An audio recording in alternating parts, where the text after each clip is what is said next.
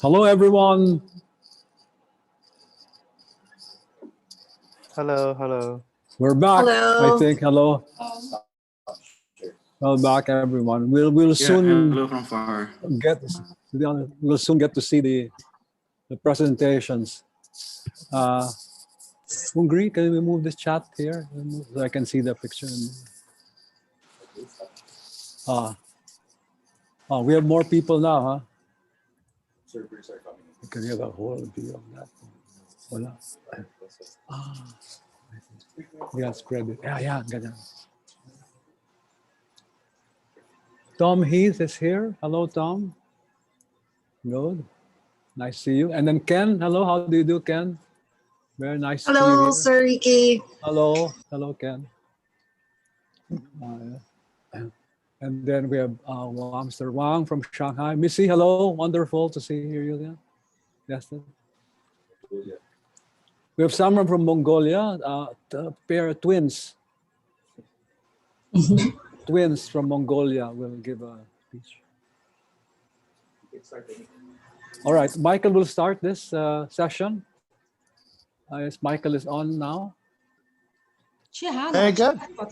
Michael, there, it's your show now. Very good. Okay, everybody else, could everybody turn off their microphones? Okay, turn off microphone. Could you turn off your microphone, or if the host can turn off people's mics? All right.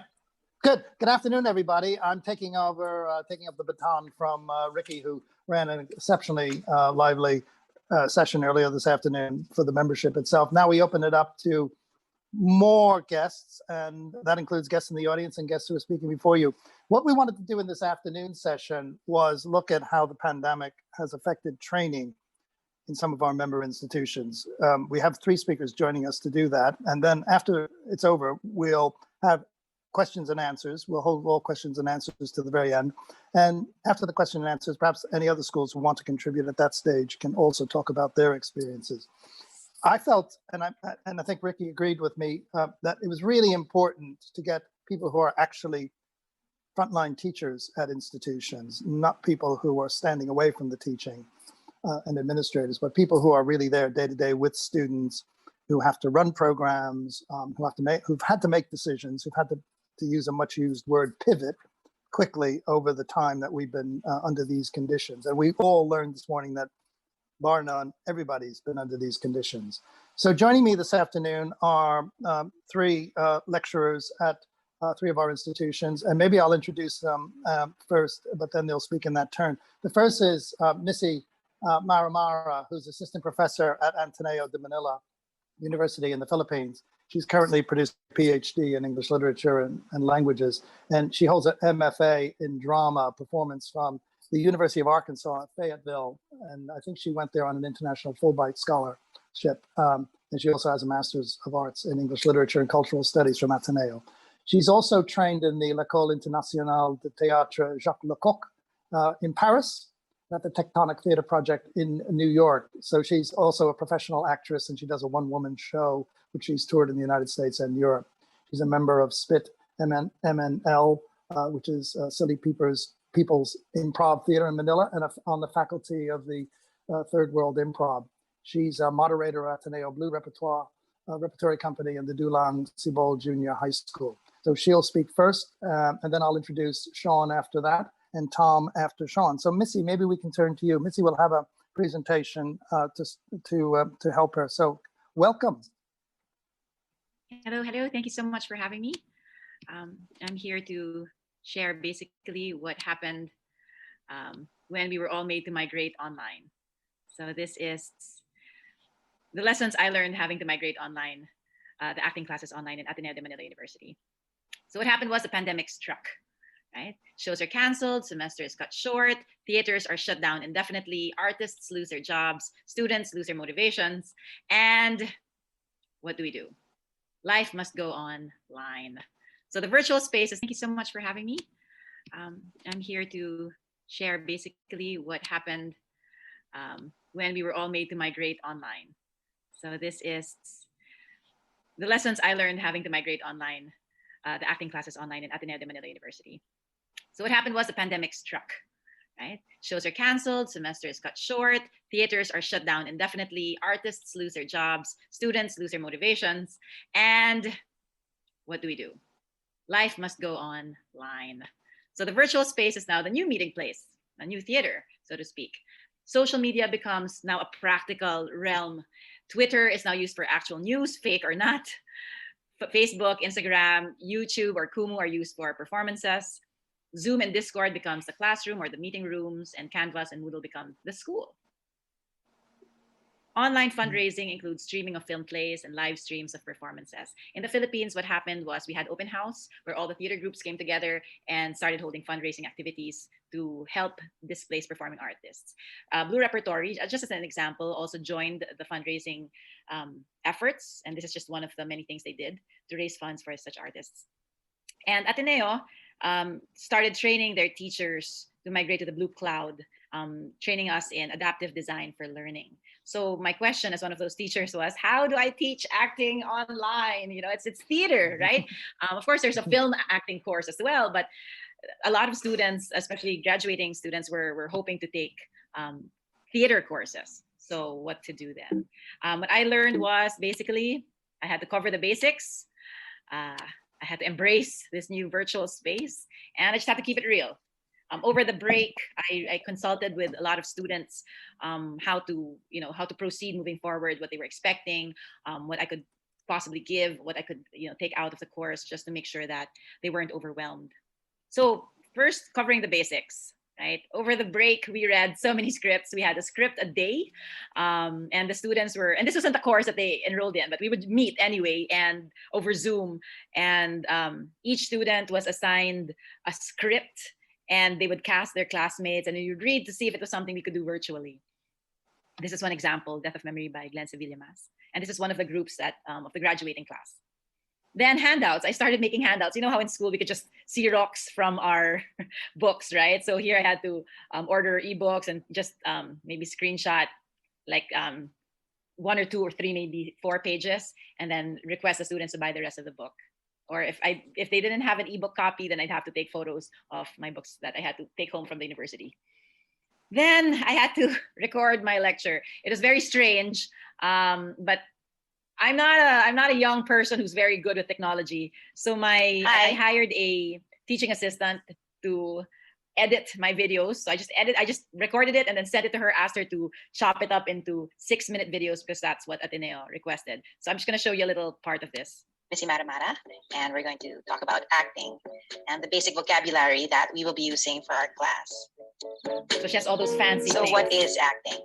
According to Sanford Meisner, acting is living truthfully in imaginary circumstances. What does that mean? Well, basically, you imagine that the circumstances happening on stage are true, and you allow yourself to be affected by these circumstances. And because your heart gets pinched by what's happening as if it were true, then you do certain actions, both psychological and physical, in order to get your objective, no matter what the obstacles are, so that you can fulfill what your character wants. So you're going to lend your heart to the character on the page so that it can live truthfully on the stage. So I had a series of lectures like this, 6-minute lectures that helped them with their basic vocabulary. So the second step was to embrace the space. You know what? We're doing all our classes on Zoom. I just had to accept it. And it was very difficult. For Acting 1 class, we had to cover the Stanislavski system, the Meisner technique, and Anne Bogart's viewpoints. Usually I do viewpoints first, after Stanislavski's system, and then the Meisner technique. But for this case, I had to switch it around. I usually do 3 scenes per semester, but because we did quarters, I just had 1 scene and we worked on it all throughout. So Stanislavski's as if we really had to work on imagination work, substitution, and endowment. We were only allowed, well, we were recommended 3 synchronous sessions, which meant to say we couldn't meet them regularly over class. We could only meet them at the beginning, the middle, and the end. So I had maybe 5. So the 3 were the beginning, middle, end, but I had 2 extra sessions for the workshops on imagination work, Stanislavski's substitution, endowment, and then Meisner and viewpoints. So if you ever want to check out how we did this whole workshop, then this is the link. And so for the sensory awareness exercises, this is an example. It's a minute, but I won't go through it anymore. And then the technology prep for endowment, I think that's what I want to show you. Basically, you have to walk the kids through the whole thing. Okay. Can you click on your scene partners, hover your mouse on your scene partners screen, go to their 3 dots and pin their video. Okay. Pin their video, they should be a big face in front of you.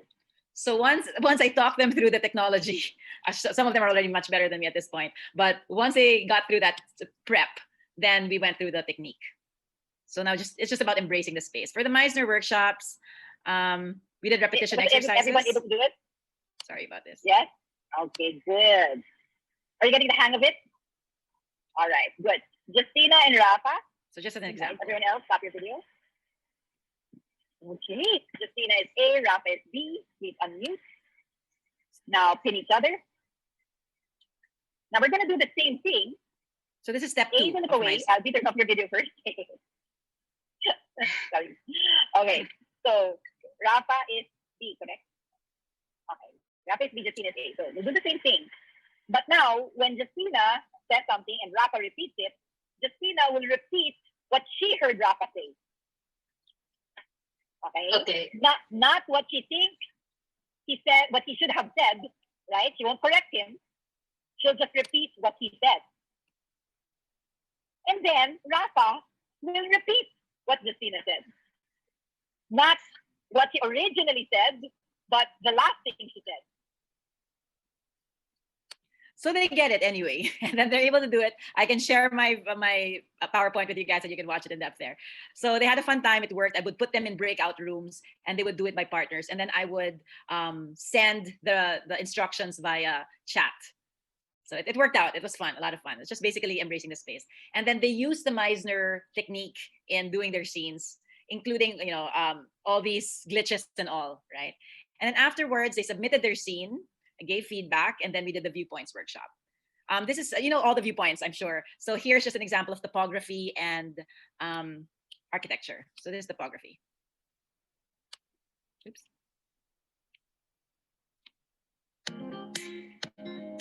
So I held a workshop with 2 students and then shared it to the class, recorded it, shared it to the class, so that by the time we did our version, we could go more advanced already. So not all students are familiar with the stage structure, so I had to make sure this video had it. And then we had to incorporate the Zoom reality into the whole notion of topography. So I'm just gonna move it a little bit. So it's here at this point. Stage right. Downstage left. Jam, are you not downstage right? So I had to put this in here that and this is where we got mixed up. Stage right. Okay, great. Okay. So there's that, no? Can we explore diagonal? So now kanina, side to side, and we move front and back, right? Now let's move diagonal from down left going to upright. So we were exploring all these things. And then for architecture, whoopsie.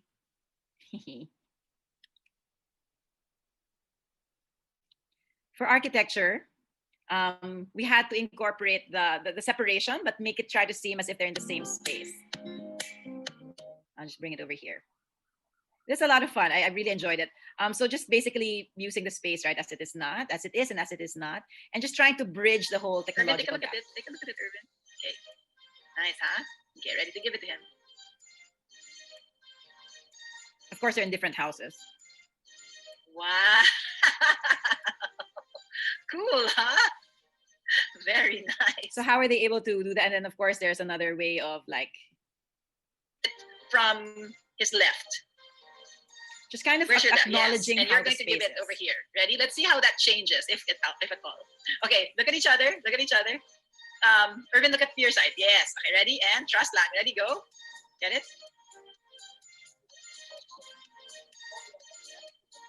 And present it to everybody.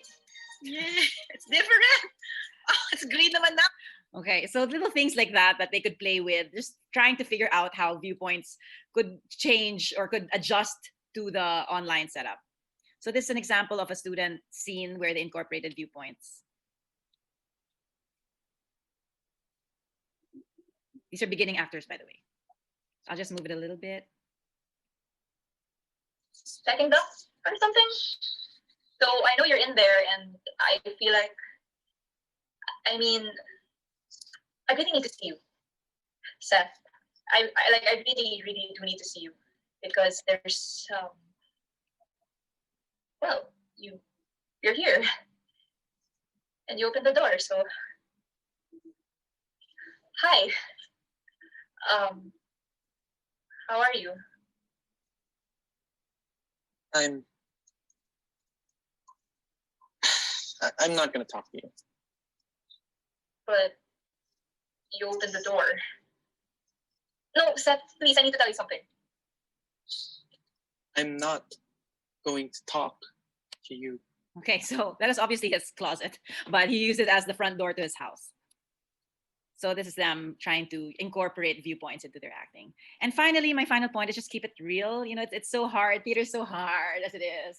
And keeping it simple, it's not easy, but we try. But the idea behind it is minimum requirements, maximum yield. That's why I had to just have, as much as I wanted to have 3 scenes, I could just only do 1.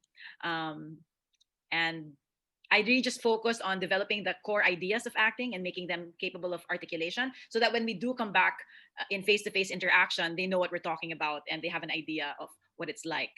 And finally, I just had to come to terms with the fact that the challenges are students. One of the challenges is that students don't change. The slackers are slackers, the overachievers are overachievers, the overthinkers are overthinkers, and the pandemic is not going to change that.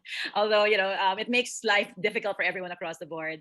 And our job is to kind of make it simple as much as possible. The virus still exists. We couldn't meet as much as we want to, although my seniors did an under the table thing. I'll show you in a bit. But anyway, I told them they can't do that again. And not all governments are created equal. So if you guys are having a much easier time in your country, good for you. Happiness. I wish the same for us. And just to show you a example, this is a student work sample. It's a seniors creative project. The first part, you'll see they all went to someone's house. They all said they weren't sick. This is no longer allowed. I'm going to show you the part where they're talking about cancel culture. They interview different people about their feelings, people their age about their feelings, and then they're doing verbatim theater. So they're using acting as a platform, as the means to explore their acting technique. It's an important thing to talk about. This is still in process, by the way. Those things that happen in our time. Parang, at least yung version na dumating sa atin, amalgamated na siya from different things. Cancel culture is social justice na magde-decide kung what's wrong and what's right from there. It's like when you do something that's out of the, that's a notion. Basically, and then they try to hold you accountable by Cancel not culture subscribing to anything that's just with their online backlash. It's people in positions of power, most likely rich people who are like that. Other people wanted to take responsibility for their past words, their past actions. Right? May ugali yung tao na, I think that's a goal. Like, wala na dapat mag-support. So I'll just forward it a little bit to where they explain the whole project. But here you can see that they're different characters, supposedly. And then this is the explanation of their thesis.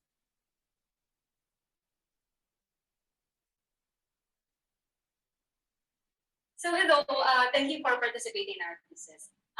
Before we move on, i-reiterate ko lang muna yung mga nilista namin sa concept. First of all, your participation in this is voluntary. Wala namang consequence kung piliin mo hindi sumali sa project. We'll be recording the entire interview and then later on transcribing para lang mas madali siya. So we will be using the information that you provided for our theatrical performance in the form of verbatim. Our performance will be a recreation of what you say in this interview. Pwedeng word for word or gesture for gesture. In terms of your identity, up to you naman kung gusto mo gamitin yung real name mo or pwede ka gumamit ng pseudonym na gagamitin din natin sa video. So if you have any questions for us naman about the topic, feel free to ask us. And if you have any questions that you're uncomfortable with or you have a particular prompt that you're not uncomfortable answering, you can just move on to the next question. The interview lasts for around an hour to an hour and a half. But if you ever want to extend, just let us know. After all the interviews, we're going to compile a script and we're going to invite all the participants again to screen and review our piece. If there aren't any more questions. Okay, so first question. What motivated you naman to join this interview? So that's what we've done so far in Ateneo. Some of the things we've done. Thank you so much for listening. Break a leg. And something I just tell myself all the time because it's really so hard. Teaching acting will always and forever be challenging, but always, always, always worthwhile. Thanks, everybody. Great. Thank you. Thank you, Missy, very, very much. If everyone will hold questions for Missy till the end of the 3 presentations, we'll pick them up. But I did want to just ask each of you the same thing after you finish. Can you tell us, we all know the negatives in this situation. Can you tell us what's been positive about this? What surprised you in this new teaching? What did the students grasp that you never thought would be so easy to grasp? Do you want me to answer that now? Yeah. Why don't you just there's that one series of little questions. That the students were so resilient that they were able to incorporate the virtuality to the space, the virtual space to their theatrical notions, and that they were able to, find ways to connect to each other despite this medium. When we were doing Meisner, the more advanced repetition exercises, they were able to read each other's emotional lives despite being, behind screens and despite the medium of the camera.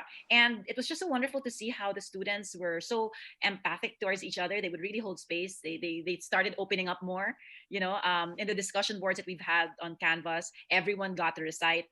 Usually it's the extroverts who dominate the conversations, but now even the introverts were able to discuss and share their thoughts. And finally, I think the upside to this is that students are able to do more projects on their own time, and they're forced to really immerse in the material rather than just cruise from what everyone else is saying in class. So I think those are the top 3 things good things that came from the situation. Thank you, Missy. Thank you so much. Great. We'll come back later on with more questions from those listening in. Good. Let me turn now to Yang Wang at Shanghai Theatre Academy. Sean, how are you? It's good to see you. Can we hear you? Oops, we can't hear you. You're not on mute. Yeah, there you are. Yeah, okay. Now we can hear you. Yeah, good. Hi, let me just introduce you quickly, if I may, Sean. Yeah, it's good to see you again. Sean teaches acting and Shakespeare in the acting department at the Shanghai Theatre Academy. He's also a professional theatre directing, and he studied directing at the Central Academy in Beijing. The central focus of his work, and this is what brings Sean and myself together, are the plays of Shakespeare, which he teaches at Shanghai Theatre Academy. He's also very interested, of course, in contemporary drama and dance. And he's done a lot of recent work, including work on Midsummer Night's Dream and The Tempest as well, work on Ibsen's Peer Gynt, David Farr's Night and Soul. He's going to speak here about something quite interesting, which I've actually sat in on one of the workshops and worked with his own students. He teaches a group usually of Tibetan actors that the Shanghai Theatre Academy has a special arrangement to bring in. So he's going to talk about that in particular. Sean, over to you. Thank you, Michael. 3 years ago, I think you came to our class and gave them the first Shakespeare's class. And today something is changing. I mean, the virus, and it's very dramatic. I try to speak slowly. I try to let the friends can understand what I am talking about. So I read a little bit. Yeah, sure. Go ahead. No problem. Good afternoon, teachers, students, and friends. Thank APB having me here. My name is Yang Wang, and I teach acting class Tibetan group in Shanghai Theatre Academy acting department. Today, I'm going to be discussing practical teaching ways on my own experience. During the pandemic, we have had a lot of challenges. The spring semester, our students cannot go back campus because Shanghai was locked down. We start online acting class at the beginning of March. Our students are in grade 3. I want to explain a little bit. This is the first group, the first students, they could get a bachelor diploma in Shanghai Theatre Academy. I mean the Tibetan students. In the very long history, they only have 3 years training in Shanghai Theatre Academy, so they cannot get bachelor degree. This is the first group. The group, they have 22 students. We get them from all over the Tibetan area. Even in Tibetan, they speak different kind of language, different kind of dialects. So yes, they can read in, it's like Mandarin Tibetan language, but when they talk, sometimes they cannot really easy to understand each other. Especially Mandarin is not their mother tongue. So it's very difficult for them to learn Shakespeare's. And our students in grade 2, every year, our department have the training aim in this semester is to try to let them to work with the multiple acts. It's more than 3 acts. You can use different materials. Ibsen's works is okay, but our team use Shakespeare's works. Our team, I mean, we have 3 teachers. One is me, the other is Miss Yang, and we also have a guest professor, Pu Chunxin. He is the chairman of Theater Associate Commitment. He will come to our class every semester, 10 days. So normally it's just 2 teachers, me and Miss Yang. And in grade 3, we are going to do 2 plays. Spring semester do 1, and autumn spring we do another. So I will be one director. Miss Yang, she will be another director. But when we start doing the online teaching, we realize it's really difficult. Because if we want to let our performance, I mean, one is Tempest, the other is Romeo and Juliet, could performance in public, we need a lot of work. Normally, we will performance the first one, I mean, the Tempest, at the beginning of July. That means we have 4 months to prepare to performance in public. Even we have 4 months to prepare for the performance, there is a lot of things we have to worry about. If students can come back our campus, then we will work 8 hours a day, 5 days a week. So we could, we spent 4 months to finish our rehearsal. But now, how can we build an acting class online like that? I mean, 8 hours a day, 5 days a week. So, and even we don't know if we have chance to performance for public in this year. So it's very hard, and we have to face it. Before we do really performance in public, we need script works, studio works, and stage work. Rehearsal for us means the whole story, all these actors, actresses, heart, brain, and spirit, everything, body, being together and contact with the audience. How could we train them use online way? So it's a big challenge. My question is how I was going to make the connection with my 22 students, and about 60% of them lives in outside big city in Tibetan area. That means they live in village, remote area. They don't have high-speed internet. Most of the students don't have their own computer. And for the good part is every student, they have their own smartphone. At first week, when we do online class, acting class, we read the script together, include the Tempest and Romeo and Juliet. Unfortunately, half of the students, half of them, 50 of them cannot join. The others, they can join, but it's like in and out because of the signal problem. And some of my students, they don't want to open the camera. They don't want me and Miss Yang to see them. And I asked them to open their camera. Then what I found is one student live with a lot of sheep in a barn. And I asked him, why you are not at home? It seems too cold outside. He said, there is no 4G signal inside the room. And another example is another one sit on top of a small hill to try to get the good signal. It's like this to have this kind of class. Oh, I realized, oh my God. I realized not all the people live in city. So, and plus different time zone. In Tibetan area, they are 2 hours later than Shanghai. We start our class as we are in STS campus. So we start class at 8 o'clock, that means 6 o'clock in their hometown, and even a little bit dark. So it sounds just like ridiculous. And after a week working, I called them and they told me it's like they also need work for the family. They need work on the farm because it was spring. That means their family have to prepare planting some things or look after sheep, cows, or horses. And because they are at home, they want to help. Some of them told me they feel very embarrassed when the whole family work all day while they look at a smartphone all day. They feel them as like selfish. And from my side, I have my own child.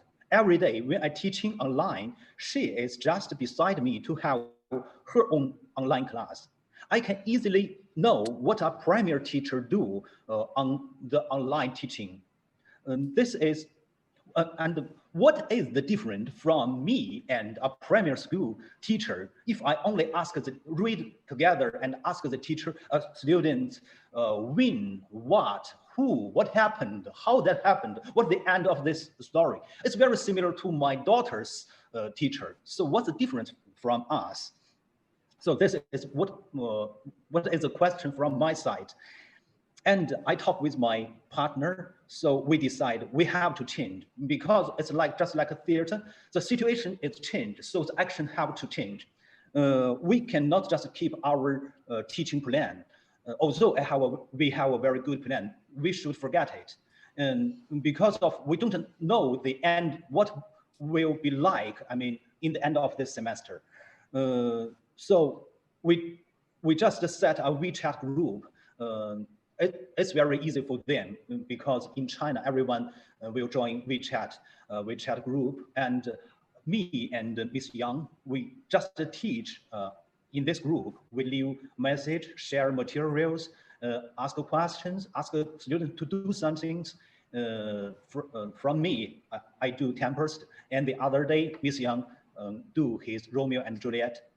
And when the students, they are available, they can check this message whenever, day or night, and they can reply, they could ask questions. And from this group, and me and Ms. Yang will contact them in person, it's like call them and leave a private message to them, asking them what they need our help.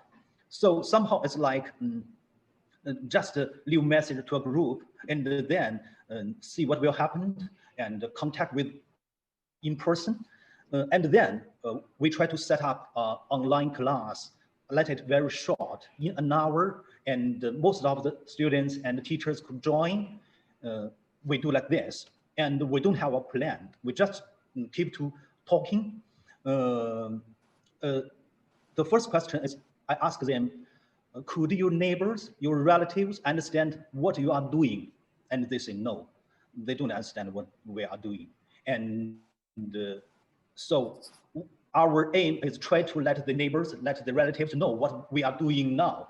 Try to let them feel Shakespeare's story is very interesting. And we keep talk about what the difference from Tibetan area and live in Shanghai. And at that time, we try to let us be together. We only speak one word. For me, it's like, oh, I really admire you guys, admire you Tibetan students. Now in your area, I mean Tibetan province, there is 0 effective number. Oh my God, you are so lucky, and the scenery is so beautiful. And they said it's like, I admire you, teacher. There is a lot of good food in Shanghai which could deliver to your home. I miss all that food. So we just try to be delight, be cheerful, and we talk about somehow like the story. If this story, the family tragedy, like tempers happened in Tibetan area. Do you know some of this story is very similar to this? And I could share what I experienced in my family and with my neighbors and the other people living in Shanghai, something like this. We just keep talk and we get back the information, share each other, but no aim. And if someone finds some very good material about the other theater company do campus, we will share each other, and we will watch this and talk. Which one do you like? Which one do you don't like? And then after some weeks, let us try to do something. It's like if you want, you could choose every character. Male or female, that's okay. How many characters you could choose, that's okay. And you could do a little bit. And if you have, you could do this, you could record and send to the group. If you cannot, leave voice message, or you just write down something, that's okay. So, and today is still very drama. Last night I prepared this for this materials almost all night, but just now lost immediately. And so, but I still have a little bit keep in my phone. I try to let all the teachers know it's not clear, but I just try my best. And some students, they live in countryside.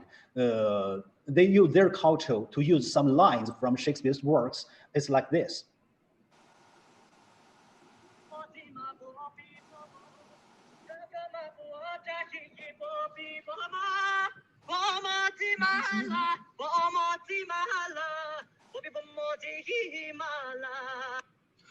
They can do what they like.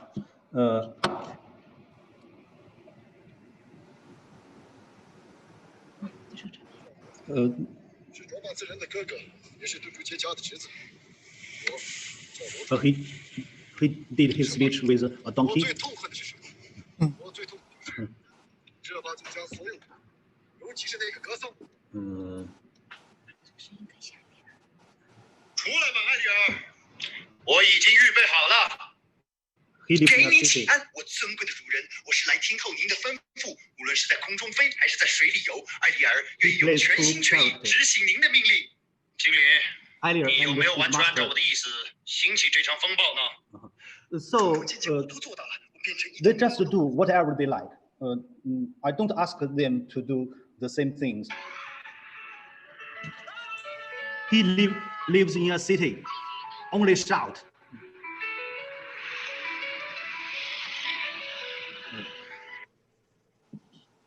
So we spent a lot of time to do this, and in their hometown, they do their small experimental theater. It's not the performance for the community.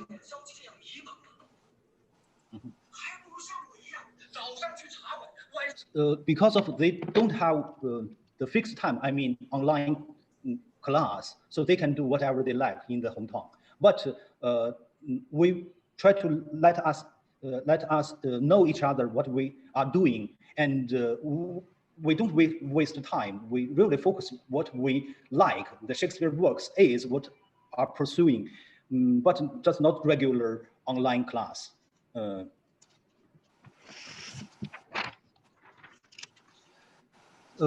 So, and at the end of this semester, they give us this short videos or something, everything is okay.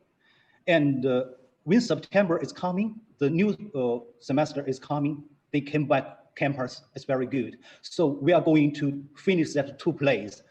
That means if we could perform in public, the 2 plays, that means we can complete our aim, our grade 3's aim.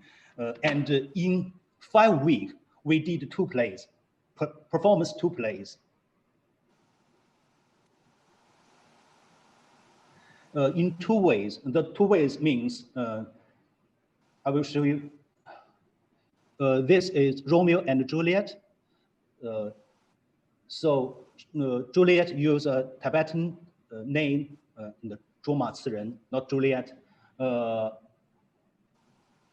And this Romeo and Juliet, they are meeting each other not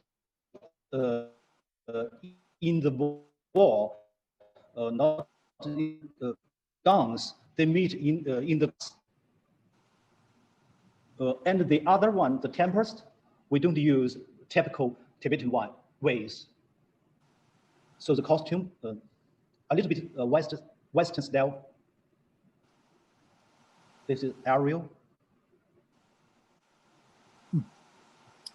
The crown, Caliban, and the drunken man. So around 5 weeks, we finished that 2 plays, and it's really not bad. So that is our works in the pandemic times. That's all. Thank you. Wow.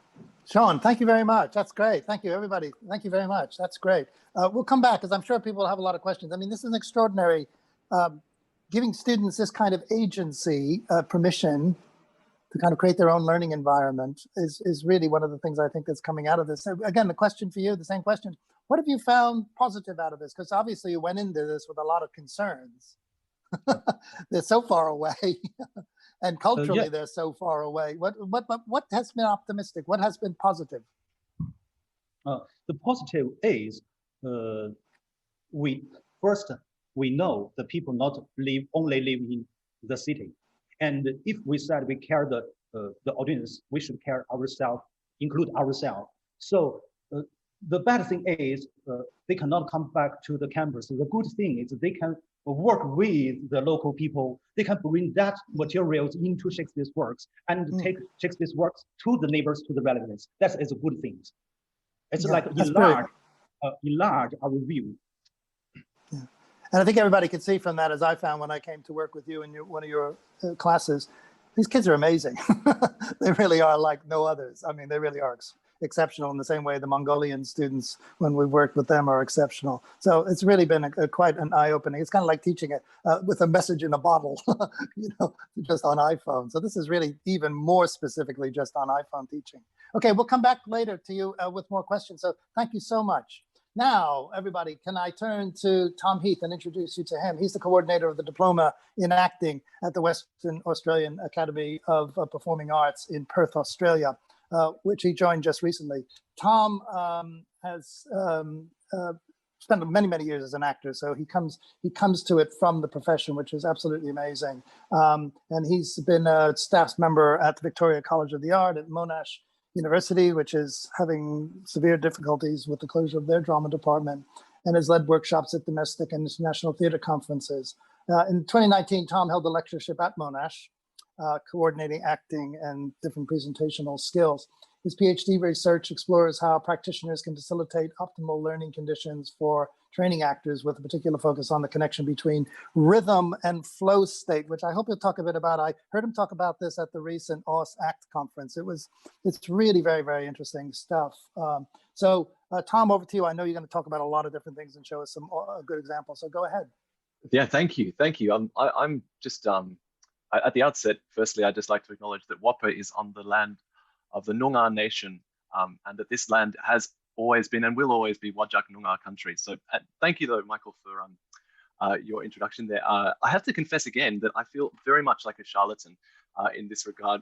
Being the most isolated city in the world, Perth has had the remarkable fortune of life returning to normality really quite quickly. And we've here at WAPA have been really privileged and really capitalized on that. So today I'm just going to take, I'm just going to share the screen with the PowerPoint presentation for you all. So I'm just going to speak a little bit about the actors' experience of training on Zoom. I think that while we've all struggled enormously teaching the actors, I think that the poor things who are having to endure our voices for so long, I'd like to give them a voice through this presentation. So to begin with, oh, here it is. I'm just going to provide a little bit of context and speak to the three diploma programs that we run here at WAPA, and offer a bit of an overview of how each program actually met the challenge that is presented by COVID in a different way. And then I'll thread together all those lessons that we've learned from this experience. But my presentation will be interspliced with lots and lots of different video footage. And the first section around musical theatre is required of us to stop the the recording. So I'm sorry, I'm going to have to jump in between a couple of different things just for copyright issues. The university is a little bit stringent with that sort of stuff on our end here. So I'll just provide a bit of a context and just speak a little bit about our experiences and why in a one-year context, it becomes all the more difficult. 5 weeks into our semester is when things started to go a little bit awry here in Perth, and it became obvious that we needed to move into the online context. And in those 5 early weeks, we had established rapport and connection with the students, but it is a beginning part of the course. And given in a pragmatic sense that it's before the census date, there was a huge temptation, I'm sure, for a lot of students just to abandon this year in any sense that, oh, they'll be able to do any training in a time when there was a lot of uncertainty. I did a survey and asked after the fact and asked students to reflect on what that time was. And lots of them feedback that there were lots of uncertainties and the unknowns were the most concerning thing. And of course, particularly in a one-year context where the students only have 10 months, 11 months of actual active training, potentially with holidays and things like that. So they are in the period of uncertainty and having just commenced their studies with us and then disappearing and in the space of 1 weekend, flying back, many of them over to the eastern states, in a really volatile situation, uncertain of what the rest of 2020 holds for them, and of course, how the course can provide some stability through that. So this is for all 3 programs. As I said, that we have these 3 programs: music theatre, screen acting, and the Diploma of Acting, which I run. So I'll speak to my colleagues' programs first and how they approached their teaching, and then I'll speak to my program last. So this is around music theatre. Nicole Stinton runs that program, and her students, I wonder if it has a little bit to do with the discipline itself of music theatre being so heavily structured with very clear parameters around what the expectations of the musical performer are. They were extraordinary in terms of their capacity and output at the very beginning. This is an example that I'm going to show you here of a work that they made within the first 2 weeks of being online. My dear colleague, Nicole, is so driven, in fact, that she was able to transition from in-class teaching on the Monday to a full 100% online delivery on the Tuesday, such as her indomitable spirit. So I'm just going to transition now and offer an example of where that program began. Just want to make sure that you can see this screen as well.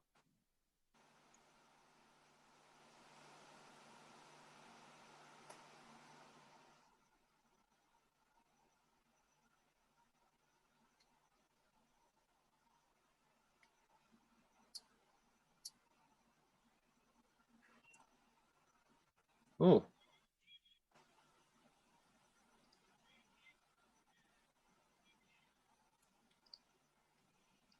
Very strange.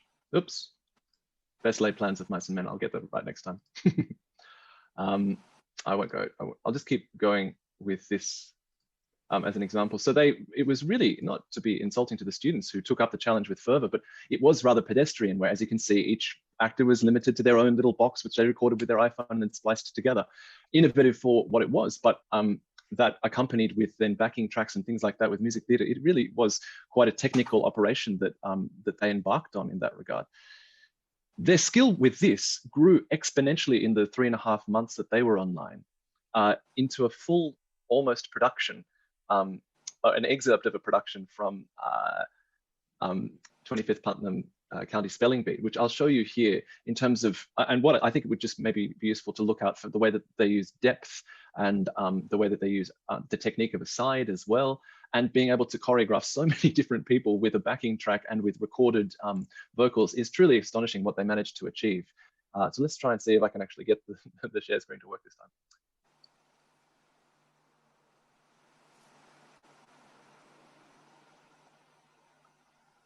You can see this, yeah? Yep. Beautiful, thank you.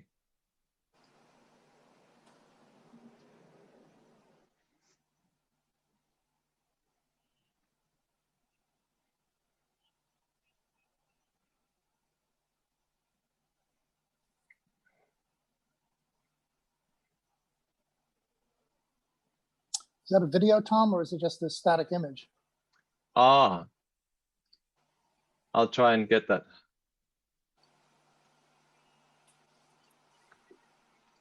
I might just go from here and I'll be able to share the video this time. but I might Okay, I might have to at this point ask to stop the video just so that, if that's okay, just the stopping of recording. Sure, Thank no you. problem. Thank you. There we go. Beautiful. You can see the image now. Yeah. Yep. Is there a volume on it? Potential of that to be able to get little snapshots into these lives has been really quite remarkable, I've felt. And the way that Nicole has been able to action an excerpt of an entire musical and created a very clear and distinct bedrooms and hold true to the given circumstances that the entire spelling bee has actually moved online is a lovely creative response to this really difficult situation. So I'll move on now to the screen diploma, which has an interesting paradox. I mean, my initial response when we went online is that this was maybe the one program that could run really almost uninterrupted, given that the use of the camera that is required when we go and move on to Zoom. However, the course coordinator, Damien Foley, articulated that there is a bit of a paradox with this, that good screen acting is in fact all around forgetting the camera. And that if there is this camera that we're constantly performing to or speaking to, then it becomes a very different process, because you know all the time when you're engaging classes that you're being watched. That's the very notion and nature of it. And that delusion or that immersion that we go into as actors, it becomes very, very challenging when you know that there's a camera that you have to look at and speak to or with. And so he found it a very, very difficult process. So one course coordinator really embraced the technology and another sort of really found it not working for them, which I thought was an interesting distinction between the two. And I sort of fall a little bit between the two when speaking about my program. Again, as I say, we were incredibly lucky. Perth's remoteness means that we were only on Zoom for 7 weeks and then came back and we were able to perform in person, which was a strange moment, to be honest, because of everyone being in isolation. The fervor of energy that the being reunited created was actually quite extraordinary and caused us just to spend the first maybe 15 minutes simply sitting down together individually, looking at each other, connecting with each other, and just meeting each other again, particularly having only spent 5 weeks in person and then 7 weeks online. And then I thought it was an important task to just sit in each other's presence and just enjoy that together. As I said, the experience that I was most interested in from the actor's perspective is what is it like to perform on Zoom? I've never had, that's not been a challenge that I've experienced in my acting, of having to perform to a camera with a person at times in a scene work. And how do you negotiate that? There have been some, as I said, I sent out this survey to collect the data from the students. And so I hope to give a little bit of their voice. This is probably my favorite quote from the whole experience, from the survey.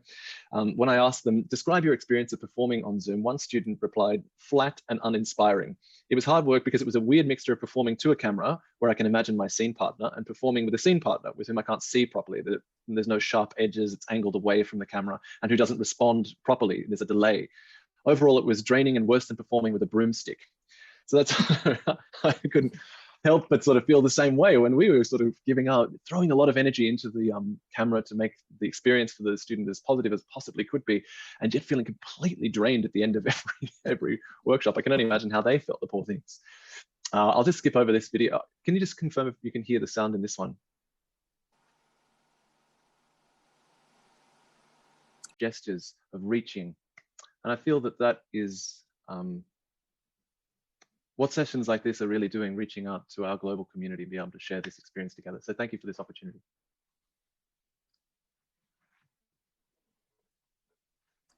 Thank you. Very good, Tom. Congratulations. Loved it. Loved it. You're on mute, Michael. Yeah, I wanted to just say, Tom, thank you very much for that. That was great. Thanks for showing that last piece of work. All three of you, thank you very much. As I said at the beginning of this session, we wanted to really bring on people who've been working in the front line, and you three certainly have, and have grown a lot through it. And I'm sure, Tom, I won't ask you about the optimism because you included that in your talk at the very end. But thank you very much. Look, all three of you have done such amazing jobs, and I think that the intimacy that we see about working with students, and a new kind of intimacy in a different way, and a kind of an honesty and approach, is unmistakable. And I'm sure your students appreciate that. I know at LaSalle, we take surveys. We've been taking surveys of the students throughout this. And it's incredible what they say about the people who are teaching them. And they've never said these kinds of things on previous surveys. So I think that's probably being duplicated in schools everywhere. Okay, listen, we've been at it for 90 minutes and it's sort of flew by. So thank you all three of you for telling these very, very personal stories as well. These are not normal academic presentations. These are really personal reflections on what you've been through, which we thank you for that. We could, if you'd like, take a short break and come back for questions, or just launch right into questions and you can come and go as you please. What would you like to do? Anybody, the first person who shouts what we do, we'll go that way. Q&A. Keep going? Keep going, keep going, keep going. Keep going, okay. Well, the president speaks. The president speaks, let's keep going. Okay, listen, I'm happy to take questions from anybody. You can either put them in the chat or you can just speak up. We're among friends here. With the mask. Then, okay. Who would like to start off by any reflections? And also, please bring into this part of the conversation your own experiences, which I'm sure have been quite similar and also different. So please bring that in as well. I can't see everybody easily, so maybe people, you can just do a sound. Just speak up. Anybody? Questions?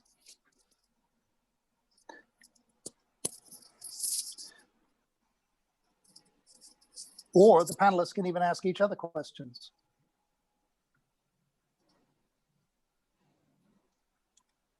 Rexme from Cambodia. Yeah. Go right ahead, Rexme. Yeah. Rexme.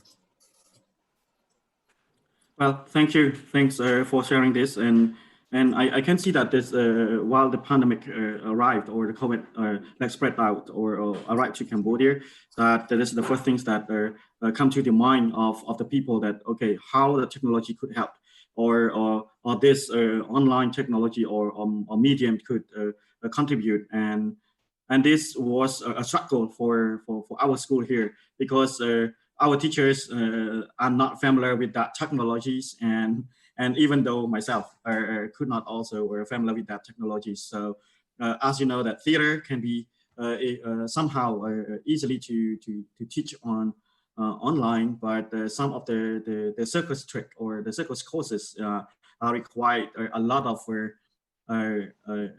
supports or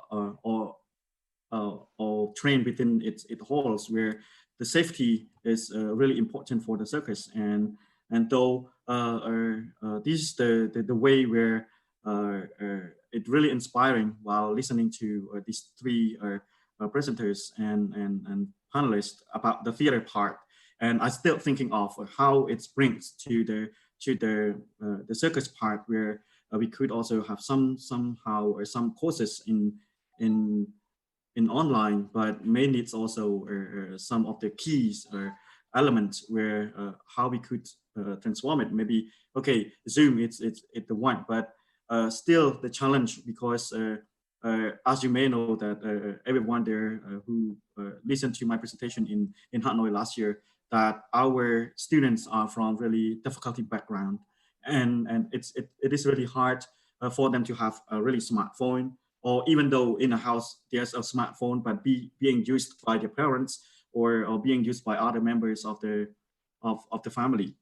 And it's still a challenge, even though we have our course online, but they're still not able to attend. So it is like really, really hard.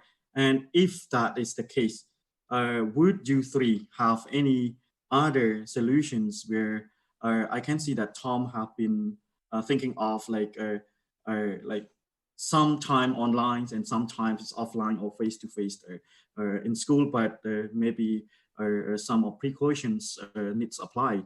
However, I need to hear more how to make this possible while the students are in this particular and concern, like Xian also share that some of the Shanghai students also has not even though have that computer, but they do have a smartphone where they can use. But unlike here in Cambodia, the connection is not really stable. The family situation and condition is contribute to not having that possibly. Though, what is the solutions? There's for that? Thank you. they're not all families in Ateneo are well off. Some of them are scholars or who have financial aid, so they don't have the same privileges as most of the other students do. These families, we have to make provisions for them as well. So what I do, like I record my lessons so that they can watch it when they are able to, when they have access to those smartphones that their families share. Or they can even request for me to send them a USB with the recordings on it, so that they can watch it on their family laptop or family computer. Or if not, they can, if they really don't have the technology to access what we're doing online, then they're free to, of course, take an LOA. But otherwise, we can put things on a USB and then send it to them, and they can consume it on their own time, and then submit requirements by the time grades are due, or before, a little bit before grades are due. But at least they're able to follow on their own time. So that's the asynchronous aspect of our lessons. Does that help? Yeah. Stephen? Yeah. Hi, Lizzie and the rest. Okay, I take a very pragmatic view of the situation. And I tell my colleagues that perhaps we may be concentrating on the wrong thing, because this pandemic is a transition. It is temporary. So that we may be transferring on modalities that we may not even need next year. So as far as I am concerned, I am more concerned now with the transition and how we can prepare our students for the next year, so that when we get back to the normal, I see as an advantage the new modalities wherein now we have made use of digital technology plus the old conventional ways that we have been doing. So I'm telling my students and my colleagues that we may be, focusing too much on this, because I am very sure that in the next year and the next 2 years, this will be no longer the theater way of life. Okay. That's a dream, Stephen. I'm hoping that you are absolutely correct. The sooner the better. But the nice thing about it, as you have mentioned, is that this allows students to have a new set of skills, or an expanded set of skills that, as much as this is transitional, technology will always be there. I think another nice thing that this pandemic allowed is for international exchange to be easier. And now we can act with people from a completely different country. So this skill set that they're developing is as transitional as it is also something that can be seen long term. And I think like Filipino students can act with students from Perth, from Tibet, and the same struggles that you were saying, the very same struggles that we have across the Philippines. We can get together. In fact, we've been divided for so long, and this is now an invitation to come together. The good thing that has happened to us, if there were no pandemic, we would be getting to each other in this manner. We wouldn't be connecting. That's one. Second, let's all admit it. We have gone back to our own spirituality and our own immortality. Our own mortality, rather, you see. So there are certain good things that, I don't want to say that the pandemic is good, but I'm looking at the positive sides. Okay. I agree. I think that to add to that, there's a flexibility of thinking that we as artists are required to have, and so to then adapt our teaching practices to then better suit these changing circumstances. I think it adds to us in many ways. I'd concur. Just to add, picking up from what Tom's just said, I think one of the most exciting things for us at NIDA was the sense that within the building and the variety of courses that we had a week to go online. That was a shock and a surprise. And many of the lessons that you've all described, we have been through, and we've got lots of things to share in terms of, students were very good in terms of feeding back to us. They found for instance, the sense of, oh my God, this person is delivering this information to me at this rate. And as tutors, we were thinking, we've got to get this knowledge into you. And then what was happening was we were finishing a class, the students were leaving a room, and instead of having what would be a normal break for the students where they walk out of the classroom and say, what was that about? And can decompress, they had nowhere to put that. So we learned very early on to shift our class, to reduce the amount of teaching, to try and create these spaces where students could get together. But I think picking up from the threads of the conversation, the adaptability of these wonderful students has been extraordinary. Just to give an example, I won't hog, but we were in the middle of doing our usual Shakespeare second year project, which is a 2-hour cut version of a play, shared major roles. It was supposed to go out into schools and have some performances at NIDA. Within a week, it had to be online. But what was fascinating was watching them adapt to the idea, okay, let's take some funky shots of offices and desks and things and use those as backgrounds. So students were moving things like Midsummer Night's Dream, and I was working on Merchant of Venice, and we were trawling the internet for images of Venice or Cyprus or places like this to add backgrounds to some of the shared, scene work that they were doing. So I think that sort of creative space that Tom and Missy and Stephen, you've all alluded to, is marvelous. I think it's a question of us provoking them, then provoking us, and that's what becomes exciting. Okay, good. Any other comments on this? I have. Go ahead, Peter. So I listened to Mrs. and the others, and then I remember that as we had the lockdown, and the school was closed for over a month, and the students didn't want it to close, and then they asked me, and we did something outside actually the lessons in this time until the school started again. And then we created a kind of online demonstration for climate change. And I made a little bit only for the one minute inside. I don't know if you can see this. But the point was then another thing we did, we made an award. So in the whole country that the young people, only for students from first year to university. And we had 140 people who sent in their own projects, and of course there was some students of our university inside this project. And the point I want to say now is that because we did these things, I made a show last month with the students, and the whole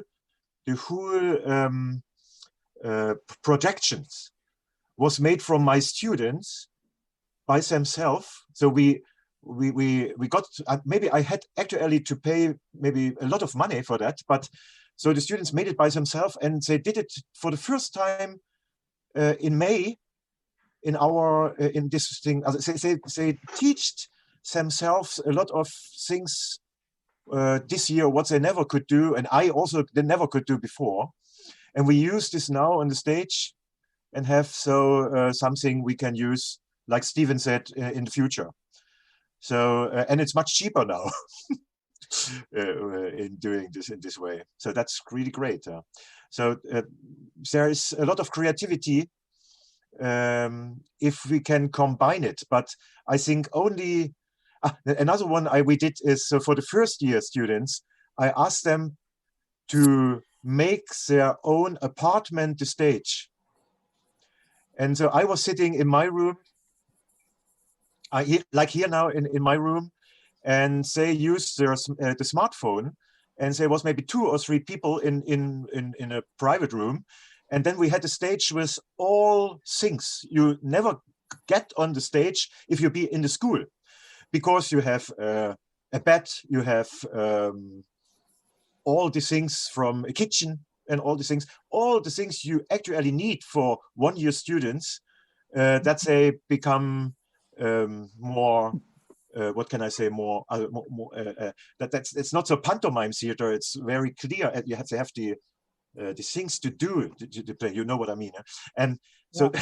So this was really nice. And then one was sitting and hold the smartphone, and 2 guys was playing, and the other guys was sitting at home and watching this. And we had a stage, and this was the private apartment room, and this was really good. The theater was much better than sometimes in the school, I was thinking. Very free. The students was very free. Okay, that's all. And Peter, would you do this again? Would you develop this further? If the students opened the apartment. I remember Peter sent us a video very early in the year. Yes, he did. Yes, one of the first ones in fact I saw of student work at the time. So it's very interesting. Oh, Michael, before you continue, we have the Indonesia, Sylvia Purba from Yogyakarta has checked in. So welcome, Sylvia. Hello. Well, there you are. Thank you. Sylvia, what have you been doing in Indonesia? What has the situation been like teaching there? Yes. Well, from the beginning, actually, we start with offline, but since March, everything changed suddenly to online. And actually, it's quite difficult for us because a lot of students then have to go back to their houses. And a lot of our students also, not only in Java Island, there is like in Kalimantan, Borneo Island, Sulawesi Island, Sumatra Island, and also not always have a good internet signal. So we quite difficult to have this kind of classes, because when we start to have the classes, you know, when like a half hours, we can try very good with the audio and video, and then after 30 minutes, one by one, our students like, sorry ma'am, I lost my signal, sorry ma'am, something like that. And it's still happening until now. So sometimes I know it's not difficult, it is difficult for us, for the teachers, but also for the student. So sometimes we have like make arrangement, usually like in a week we have like twice in a week for the practicum class, twice in a week from the practicum class. And now we just change like once in a week, sometimes once in a 2 weeks, because the difficulty is to make arrangement for them and for us to make a good connection with the, you know, with the technology and the signal. But we try to like more as a video, so make a lot of a video. So we make some just like a general information what we should do in the one semester, and then we try to make we ask them to make their video for some with some clue for that, and then they will send the video, not more than 5 minutes each students, not more than 5 minutes, so we can see the progress of the students every time. So it is more like that. Now is the last semester. For this semester we have the examination. We still wait for their progress for the final of this semester. But last semester I have one class. It is at the beginning we divide in the 2 big group in the beginning, but because of the situation we changed to until like 5 group, and each group they will send their compilation. So it's individual, it is in a group project, but they will send it individually with their friends. So it's a compilation, and then they send it, become like 10 minutes videos. 10 minutes videos. It is maximum, because more than that, I think it is difficult for them to make like editing, and then also when they send it by Google Drive, it's quite large also. So we do not suggest to make a long video for the class. 10 minutes is the maximum for the class. So 3 minutes until 10 minutes. That's what we do now for the lot of practicum class. Yeah. Yeah. And are you teaching them at your institution, at the school itself, or are they still remotely away? We still online. Yeah. We do not have. Yeah. At the moment, we don't have it. Yeah. Even though the theory also, so everything, all courses by online. Yes. All courses. Yeah. Right. Good. Yeah. Thank you very much. Other people, what's happening in other places? Anything different from what we've heard from anyone? Any different approaches? One thing I'm so struck by in the presentations and what people have been saying, and Stephen, this goes back to your own work, this sense of amazing community, the sense of taking the work into the community, creating community, depending on the community, no longer depending on institutions, no longer depending on big theaters, the institution of the theater itself, returning to storytelling, returning to simplicity, returning to direction. It's quite interesting. During the lockdown, I was rereading Stanislavski's The Actor Works on Himself or Herself, as the new translation is. And it's astonishing how the student in that almost is like working in a pandemic environment by himself in his room and preparing this work that then has to be shown. It's really hilarious how it almost mirrors our own situation with our students, and being lost and finding himself, and then being lost again, and then finding himself, and then being lost again. You know, so this working on oneself has become a mantra, and the lack of dependency. But the dependency in our case at LaSalle is that students we have had to divide them up into groups of 4 and 5 and 6 only to work in a room. So these very small, tightly knit ensembles have developed that become dependency groups in all sorts of ways outside of the classroom as well, because they really are depending on peer learning in new and defined ways, which I think is really quite remarkable, really. Anybody else? We haven't heard from Taiwan or Vietnam or any experiences there. Well, I just come to listen to it. I am one specialized is playwriting, and acting and performance is far beyond my area. Yeah, but playwriting should be easier, right? F1? Yes, pandemic situation doesn't affect me at all. So I just, as long as I have a computer, I can work very easily. So, but you have to read the plays, right? Don't you read the plays and have feedback and things? I read the plays, and actually in Taiwan we are pretty safe. That's right. As I mentioned before, that it doesn't affect us at all. I really hope to have the excuse to skip the class, but you're the Perth of the other crowd. You're not affected. Yeah, but I pay most of my attention to listen to their sharings. I'm really grateful to it. Yeah, very nice. We have a question from Mongolia. Oh yeah, there. How teachers teach the lesson called Stage Movement by Oyuntuya of MNUAC? Anybody? Stage movement. Stage movement online. Stage movement. How do you teach stage movement? We've got a number of questions, but John online said he would take that on as well. And then over to Stephen, maybe. John? Lovely, thank you. So this is slightly tongue-in-cheek, but we basically said to the kids, move your furniture to the side of the room, and when you roll down your spine, don't hit your head on the coffee table. However, more seriously, we noticed a number of things. Different students, because lots of families were having to live together and work together because of the lockdown, access to space became very, very tricky. So we did a number of things. We encouraged students to try and find space within their room, and to quite literally move furniture so that they could do some exercises, and exercises were adapted. But we also set them tasks, rather like some of the other colleagues who have spoken earlier this evening. We set them tasks so that they could go out with their friends or their family when they were able to and film exercises in parks or when they were allowed out of their houses into the gardens and that sort of thing, so that they could film pieces of work, bring it back into the room for critique, and we set them projects. So we tried to provide a number of possibilities. We actually did run a choreographic class that involved a dance routine, and that worked remarkably well online because the parameters were, and part of this, and I think all of you will know this through working with your students, you've got the frame. And so the important thing was understanding the frame that you've got in terms of your shot, using space. Missy, I think you talked about through your Viewpoints work, the idea of using theatrical space in terms of proximity to camera or moving away.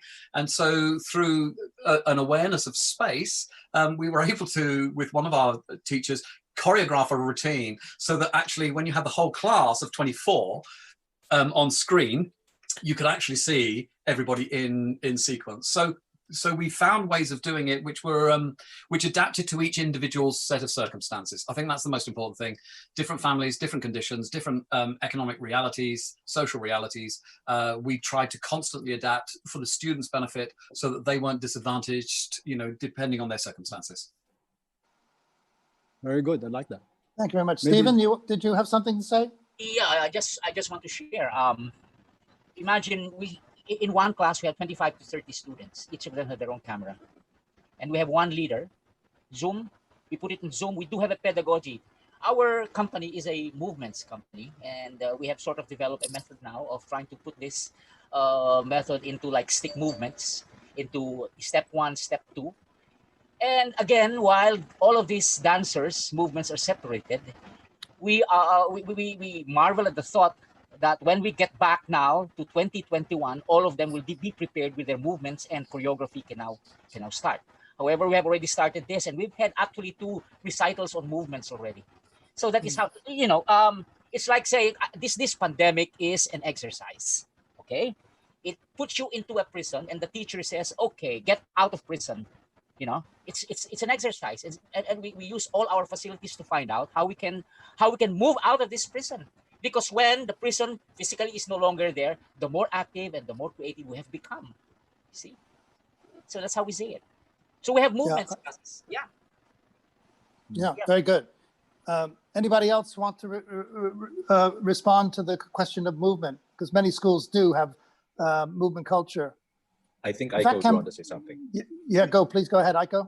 Well, I did something similar to John, and you know, a student enjoy. I agree with you. I mean, the students found out something like unexpected. I didn't expect, but unexpected creativities, and I enjoyed it. So, but I rather it's kind of question. Is it all right? Not comment about, you know. Can I have a question to everybody? Yeah, go. Michael. I rather have hard time for voice online, and even now I have a hard time. I have to wear mask, and the student have to wear a mask to project voice, and sometimes I wear a face shield also with mask. Student have to do that. And even now, I have a regular class, but still I have a hard time with speech and voice classes. And even online, I kind of enjoy movement or scene study, but it's very difficult to hear a student voice. I'm not sure, you know, they are sort of, you know, creating right voice or not. It's very difficult to hear. And also students say, you know, they're at home and the parents are near there and kind of shy to project voice, or they are living in a small apartment and the next door is very close. So they are very shy to project, you know, voice or saying lines loudly. A student say that. And how do you deal with those, you know, problem? I just want to ask you guys. That's my question. That's very interesting, because very interesting that you say that, Aiko, because one of the things I was going to say is one of the things we've had the most success with is voice and speech teaching during all this. So and one of our voice teachers is doing it from Canada. So he's not doing it in the room. And I'm doing a Shakespearean acting class, and I'm working with so a voice teacher is having them online outside of the class, and I'm having them in the classroom, although I'm teaching from my room and they're in the classroom. And the articulation this year in our students is better than I've ever heard it before. And the fact that they're slowing down, because online, it's very hard to speak fast because the words will collide and there'll be corruption and all that. So you have to speak slowly. And the emphasis has got to be absolutely clear. And all this is coming through to the students. So when they're doing, say, a monologue or a speech from Romeo and Juliet, the speech is extraordinary. And, you know, for our Singapore students, many of whom speak up to 3 different languages, English being the least of their languages, even though it is the language of instruction here, getting them to really articulate the consonants, the vowels, you know, really things that are not common for them has been a struggle for us. And I think in a classroom situation, they can kind of hide or be quiet. Whereas if somebody is actually teaching to them in a very small group, the small group work is proving to be very effective because they help each other then outside the classroom. Right. And that's where those groups of 5 and 6 really work well as a cell or a unit. They become a kind of internal teaching unit, and they help each other build the skills. And I think that's where the filming that people have mentioned comes in really well, that they learn how to film together and they just learn how to solve problems. It becomes about solving problems, and acting is about solving problems. Isn't it? You know, so that's quite interesting. You're having trouble, but and then I would have said that that's one of the areas that I think has been one of the big victories for us. But maybe other people have other things to say on that. Yes, sorry, go ahead. Who's this? June. Oh wait. Yeah. Nikki, can I? Yeah, go ahead. Oh wait. June. I have one question. Nikki, you listen me? Yeah, I'm here. Yeah. Okay. Thank you very much for several exposition of performance styles. So in our circumstance, it's the same because you know very well that because the COVID virus, the environment of the performance is a bit changed. So first of all, we perform sometimes with a big distance with between actor and spectators. My question is how the student actors could feel the response of the spectators during the performance and also after the performance. I want to listen to your experience when your student or actors post these questions. Yeah, good. Yeah. Michael, you want to throw that to the group? Yes. I think that's thanks very much, Chu. And I think that's one of the areas we're really not talking about. Do you mean by spectators the audience? Yes. Yeah. You know, weirdly, audiences are one of the things that are missing in a lot of this. Yes, that's true. Anyway, Yeah. go ahead, Missy. Go ahead. Yeah. So in the previous performances of my students online, it is very interesting to have the audience because sometimes they share it on Facebook. So Zoom has a function where you can stream it live on Facebook. And when they do that, you can see the audiences chatting amongst themselves in response to what's happening. So unlike in the theater when everyone's just keeping to themselves and chuckling or laughing or whatever, but never talking to each other, here in this new space, audiences actually talk amongst themselves while it's happening, and that serves as the real-time response. Of course, it's completely different than the shared space that happens in the theater, but it's a different kind, and it's something definitely to be studied. Yes, John. John. I could just contribute two things. One is that we were lucky enough to go back into performance mode. And so there are all sorts of restrictions. So for instance, with the musical that happened at the end of the year, we had a 5-meter gap between the performer furthest downstage and the nearest audience member to protect them from any droplets and all of that. So that those sort of distance things were quite interesting because the performers themselves said, actually looking out into the NIDA theatre, what was fascinating was even though audiences were socially distant and were allowed to be in groups if they were in family clusters and or friend groups, but there was lots of space. What they felt was, because of the nature of the auditorium, which is raked, it felt like they actually had a good audience to play to. And so therefore they could get a response back in order to take the story forward. The other thing is picking up on Missy's just comment there about using Facebook streaming. We engaged an artist called Stewart, who has written Star Wars novellas and works on a lot of interactive productions in LA. And Sean directed a piece for us as part of our digital theatre festival. It's part of our showing next tomorrow. But what he did was he platformed the project on Twitter. Twitch TV. And he wrote a play that enabled the 4 actors to, he described it as the London Underground, where you go down one underground route and you get to a station. And at that point, depending on the audience's reaction as to what the outcome would be in terms of the story in relation to other characters and themes. So the actors had a potential of 16 different endings to the play. There was something like 300 pages of text that they had to learn because depending on what the audience decided, the play would go down a different rabbit warren. And it was quite an extraordinary thing. So, you know, whatever day you turned up to watch this particular thing, you would see a completely unique take on the show. So I think interactive. Oh, absolutely. And I think one of the most interesting things that came out of it was we have the sort of more traditional ways of working where, for instance, one theatre artist, Nigel Jameson, came in and he created a piece called Lockdown, which was all about a response to the COVID and different individuals. And then he had them film works and then edited it together. But Sean's work was so different because it allowed for the audience's interaction. And I think that's a really interesting area where you're into almost that gaming platform world. Yeah. Where the theatrical possibility opens up for audiences to influence narrative. And isn't that the industry of the future, really? I mean, aren't you preparing them already for that industry, which is like incredible because that's where they're going to have to go and that's where they're going to get work. Sorry, but that's where they're going to get the work. You know, so we're almost being forced into what we should have been doing a long time ago. Circumstances have led to that direction. You know, and the spectator. Yes, of course, we miss the theater spectators, we miss the audience, the students say that all the time. But in my case, I'm hearing them say that less and less because they now are acting in a different way and they are acting for a spectator who they might never see. Yeah. Which I think is really, really interesting. And once they now know that, they know they've got to adjust everything they've learned about acting. And in a sense, us teaching them, we have to adjust what we know about, or think we know about acting.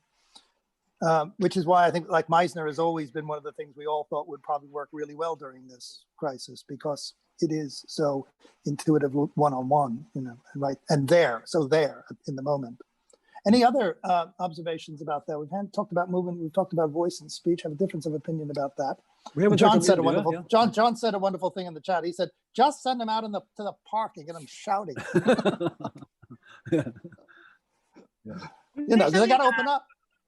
There's something that I'm actually quite curious about from everyone's point of view with regards to mental health, because acting can be very tricky, right? Because you tap into your memories and your, and usually when we do it inside the classroom, it's easy to kind of just pull a student out from a traumatic experience or like a precarious situation or a precarious state, right? So I wonder what it's like for you guys, because now I can talk to them online and kind of ease them out of it. And of course, we're missing the human viscerality and the human touch that we, you know, can just like pat them on the shoulder or just let them cry and share the space there. So I'm curious as to how everyone else deals with mental health and certain issues such as that. We did. Yeah, we did a practice of checking in and checking out of every class to monitor exactly that. And then the great thing is that you're then able to ask a student just to stay back and put them in a breakout room and then have one-on-one time with them. I think the role of the pastoral care role became all the more important as students were isolated, and particularly, as I say, I keep banging on about seemingly that Perth is incredibly isolated, but those students from the East who are alone, living in a space where they literally only see people on a computer screen every day, it's a very challenging time. And so I thought it was really important that we continued that practice of checking in and checking out, which we then took to in-person teaching as well. Very interesting. Yeah, very, very interesting. Yeah. Michael, just share. I'm very happy to share a little bit about one of the challenges, Missy, when you talked about the idea of actors moving in and out of character, and in a way it connects to what Tom was saying about checking in and out. Tom, there's a wonderful actor who lives in Perth called Heath Taylor. She did her doctorate at Edith Cowan, and she shared with us some de-rolling principles. And so, Missy, these are really useful tools for actors, because what they encourage is actors taking responsibility for their mental health and finding a process that works for them. We talk a lot about getting into character.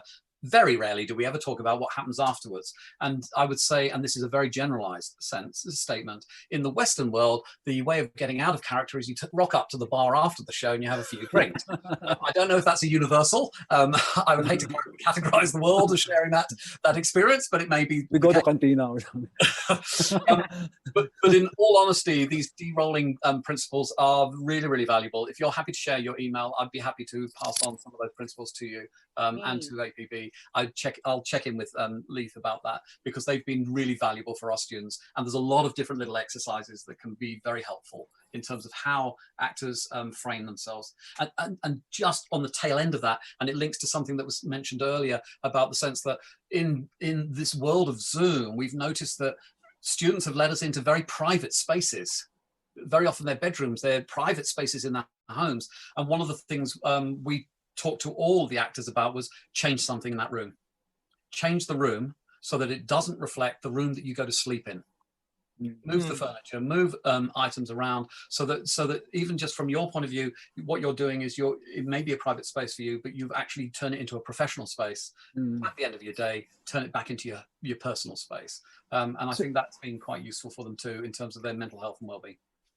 So alongside of the de-rolling, there's a kind of defamiliarizing and depersonalizing, but in a positive way. Yeah. Yeah. Very, very interesting. That's very interesting. Yeah. It's all around detaching from the work as well, having the work as separate from you. Yeah. That's and home and workspace. Yeah. Yeah. Very good. Well, anything more we can add to this? I think we probably are coming to an end, but I mean, this has been really great. And Dee, Ricky, have we been recording everything? Yes, we have, Dee. Yeah, we recovered everything. We'll ask your permission in advance, but if you're happy with it, then you can have access to this again in case things went past you. I mean, I know we're dealing with schools that are in different situations with different kinds of students in different sorts of circumstances, from Tibet and Cambodia to major cities where people are, but everyone is isolated nonetheless. And I just wanted to know from Cambodia, because I hope everybody PHARE is the name of the school plus, but if you look online, you see the examples of this extraordinary circus work. Yes. These guys act with no nets. You know, I mean, this is unbelievable. This is unbelievable. So how are you asked the question about teaching at a distance? Are you teaching in spaces at all? Because they have to get up on ropes and wires, don't they? I mean, they need that physical contact with objects all the time. Are you doing any teaching on your campus, or is it all remote? Actually, as I said, that currently we are lucky enough, can say, because even though there's a school closed, but the government says that they allow to gather any like small amount of people, which is like under 20 people, which is luckily enough that our student can come to the somehow to the campus or to the hall to train themselves. And however, there's still, because there's a check-in of the government that if the school is operate and following with the hygiene protocol or things, and if they are like really distancing, and we are also using our like hygiene protocol, coming, check in, measure the temperature of the students, and using the alcohol to clean their hands before entering to our school, and then clean up our equipment and so on. But some of the people or some of the students also stay at home while there are some courses like juggling and other stuff. We are able to let them borrow from the school, so that they are happy to do it at home, and it is a good ways of for them to continue further development of their careers or their competence. But those who are needs for acrobatics, mainly the acrobatics and a tight wire walking, we need to have a space where they need to get into the class to train, but not a full member at once, but like maybe 1 or 2 or 3, where the teachers can also just tell them like distancing, where some other professional could also come to help this out too. Then we have an off and an online class currently, but like I said, it's a lack of knowledge in technology. It really difficult. So that's why a few people, we require them to come to the school, and then having a person's teachings by the teacher. So theater also circuses are coming, but in a really few person. Yeah, very good. Just for everybody's information, so far is in Battambang, which is in the western part of Cambodia, and they are also linked to this extraordinary professional circus, which is in Siem Reap, which is their social enterprise, and the money that the circus makes goes back into the school. It's an extraordinary experience. But the circus itself has not been able to reopen, has it? Or it has only been able to open occasionally, right? Is that correct? Yeah, right. Because the government announced not to have any other entertainment place or to be open, because there might be like, even though we said, okay, we will having a really protocol, but they said, okay, like I said, if it is like under 20 people, then we can do. But the actor on stage is almost like 20, so it's 20 by 20. It's nonsense to have this kind of thing, and unless we like protect ourselves too, because we do not know where the audience would come from, and we used to have this kind of reopening or relaunching our on stage, but like I informed that these third waves have been asked us to, or push us to close it again, and we hope that we will resume our performance on stage by next year. And our first focus is the local audience, because mostly we are focused for the international audience, but the pandemic like give us or let us try another way of focusing to the audience. Now we focus more to the local, as we know that concerning to the tourists touring to one country to another country, and to the situation which is before 2019, it is like at least we need like 2 or 3 years more to gather all those tourists coming back to Battambang or to Cambodia. and though the local audience is the one who we really focused on, then like a more teaching or technology would also really needs for us, and you guys are all the really brilliant sources for us to learn from. And as we are really young in this, and like Michael said, that we intend to push our school like upward its level for this kind of theater and circus performance. Well, we hope after this is all over that we'll be able to arrange for those members who want a sort of site visit, because it is out of this world. And connected to them, they have a school for little kids too, with the, you know, which is the local school for the small children. So it's a real community. It's a community unlike any I've ever seen. Can I just say, I think maybe our colleagues from, do we have any did our colleague from Vietnam leave and any colleagues from India left? No? Can you answer? None from Vietnam. None from Vietnam. How about India? Oh, I think they're in the waiting room. Mr. Katana is I think around. And yeah, I didn't know if someone wanted to contribute from there. Also, we've got our two colleagues from Mongolia with us in case. That's right, Mongolia. National University. Did you guys want to say anything? Do you have any of the same issues, say, as Sean was describing with his students in faraway Tibet, with any kind of rural students who are stuck in rural places and communicating with them?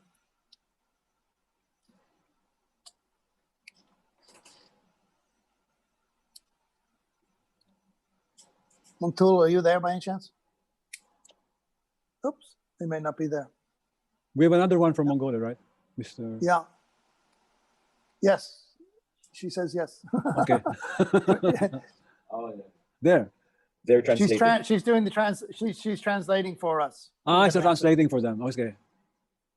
That's another school where the physicality of the performer is really quite extraordinary. If you've seen them at APB conferences and elsewhere. Another culture, the culture of the horse is really very strong there. So the movement work they do is, and they need to work together and trust each other. So while we're waiting for that translation to come through, any other reflections or any other area you'd like to just openly ask about while we got everybody in the room? How about the room Hardy? is shrinking. Sorry. Yeah, go ahead. Hardy, did you have something?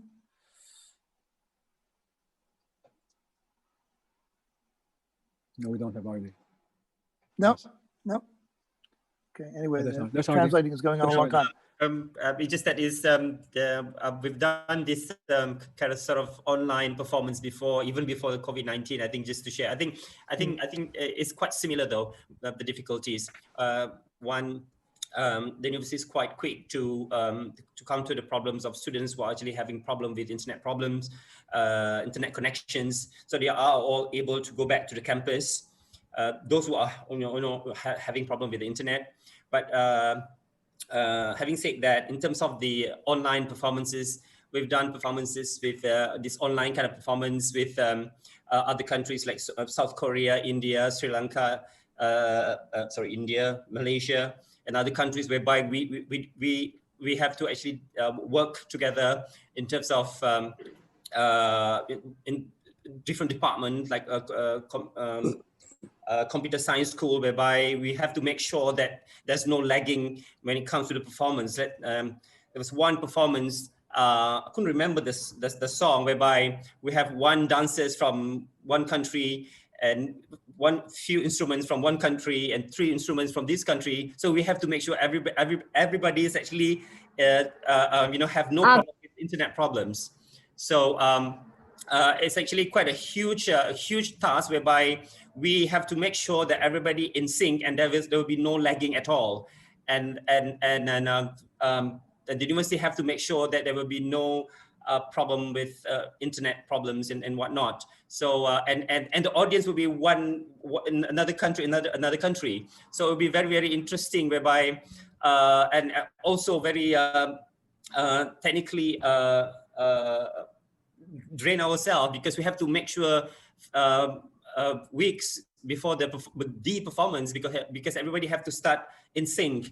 The dancers in one country, the instruments in one country, and everything would go, and the audience in one country. So it was actually very, very crazy, but actually was very interesting at the same time. So but a lot of work, a lot of miscommunication sometimes, and you have to make sure that the right time for everybody to work. But that actually take a lot of a lot of time to work in terms of technicality, because every university have a different strength, a different kind of a problem with their own internet problem. So we had that before. So that was something interesting, whereby we have to actually decide on which song that we want to perform, and have to arrange specifically this part, this part you play, and whatnot, and together, and the chorus together, something like that. So it was something interesting, but